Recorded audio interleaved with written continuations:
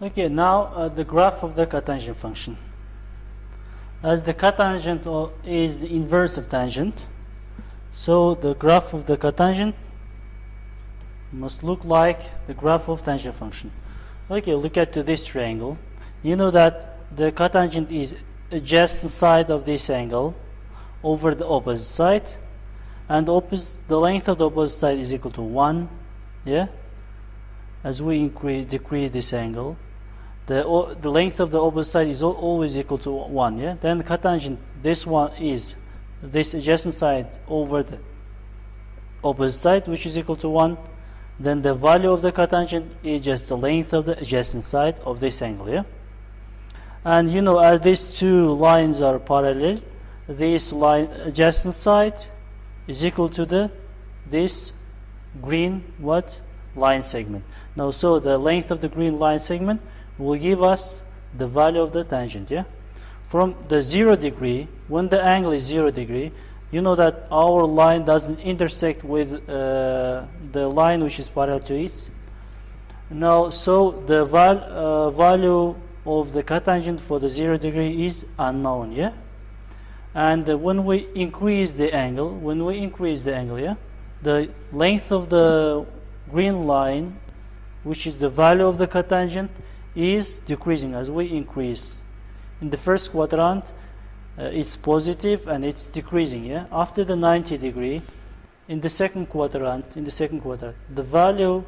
the length of this line segment is increasing, but in opposite direction, so the value of cotangent is decreasing. Yeah, and it's negative. And here in the third quadrant, when it's bigger than 180, again the value of the cotangent is positive, and it's also decreasing. Now after the 270 degree, the cotangent is negative, and it's also decreasing. So the cotangent is decreasing function. Yeah, decreasing. It's always as we increase the angle, the value of the cotangent is always decreasing. But you know, the tangent, as we increase the angle, it increases, but cotangent decreases.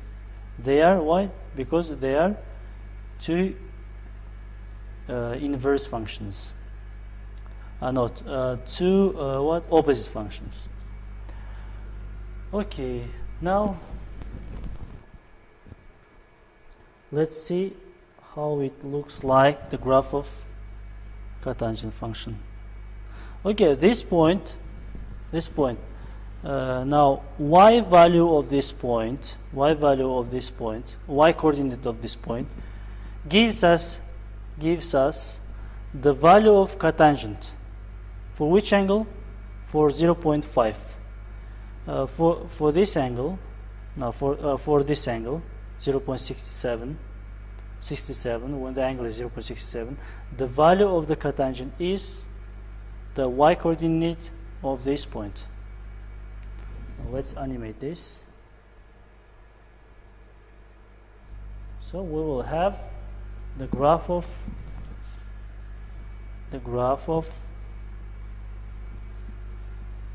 cotangent function. Now the asymptotes of the cotangent functions are here.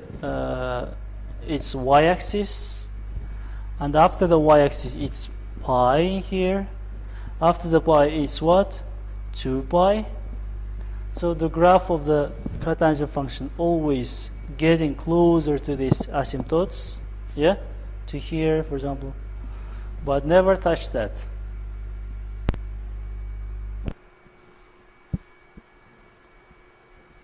Okay. Now we can open our book. Here is the graph of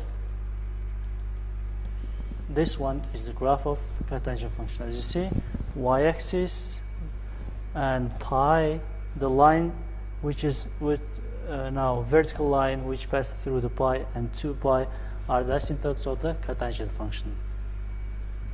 Okay.